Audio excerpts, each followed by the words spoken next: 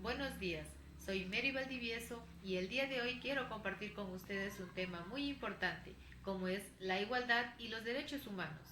Privar a las personas de sus derechos humanos es poner en tela de juicio su propia humanidad. Nelson Mandela. Los derechos humanos son inmanentes a las personas. Representan la vida, la existencia, el desarrollo, el crecimiento, el estado de bienestar, la satisfacción de sus expectativas, de sus necesidades naturales, artificiales, espirituales, energéticas, sociales, ambientales, educativas, científicas y culturales. Paradójicamente, los derechos humanos son violentados cotidianamente. El irrespeto se evidencia desde la insatisfacción de los servicios básicos, desde la inseguridad social, desde la coartación de las libertades de expresión, desde las formas más aberrantes como el asesinato, la violación o abuso sexual. Las manifestaciones de terrorismos hasta la xenofobia, la trata de personas, la discriminación, la explotación, el racismo, la desigualdad y la iniquidad social. De allí que, de manera individual o colectiva, al igual que se generan hechos de violación, los derechos humanos, las personas se inmiscuyen en acciones de exigencia por el respeto y la restitución de los derechos humanos.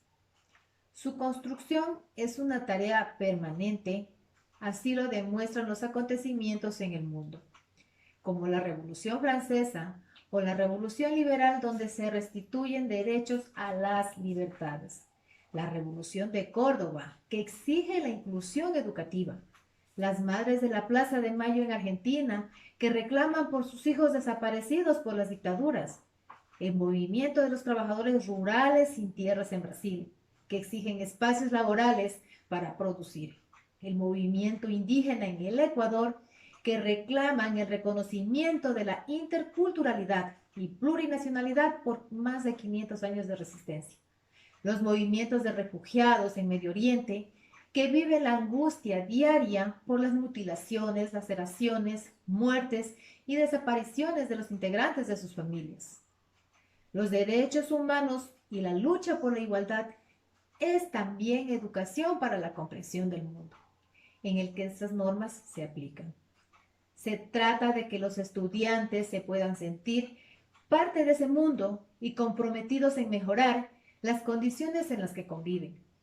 Los derechos humanos son conquista, es decir, son el resultado de la lucha y la participación ciudadana. Los derechos humanos son irreversibles. Nada ni nadie puede derogar o quitar de la esfera del derecho aquellas conquistas cuya inviolabilidad debe ser garantizada y respetada. Desde esta concepción de los derechos humanos es posible pensar en la educación superior como la promotora de la participación y del compromiso con la democracia. Los derechos humanos son llamados también derechos fundamentales de las personas y se convierten en un refugio protector a la dignidad humana, por lo cual protegen a todos los ciudadanos y ciudadanas de posibles actos desmedidos de violación. Los derechos humanos son un tipo de exigencias, no de maneras de aspiraciones, cuya satisfacción debe ser obligada legalmente y por tanto protegida por los organismos correspondientes. La razón para ello es la siguiente. La satisfacción de tales exigencias y el respeto por estos derechos son condiciones de posibilidad para poder hablar de hombres y mujeres con sentido de humanidad. Los derechos humanos son el conjunto de prerrogativas inherentes a la naturaleza de la persona, cuya realización efectiva resulta indispensable para el desarrollo integral del individuo que vive en una sociedad jurídicamente organizada. Estos derechos deben ser reconocidos y garantizados por el Estado. Los derechos humanos son universales, fueron establecidos y proclamados por la Asamblea General de las Naciones Unidas el 10 de diciembre de 1948.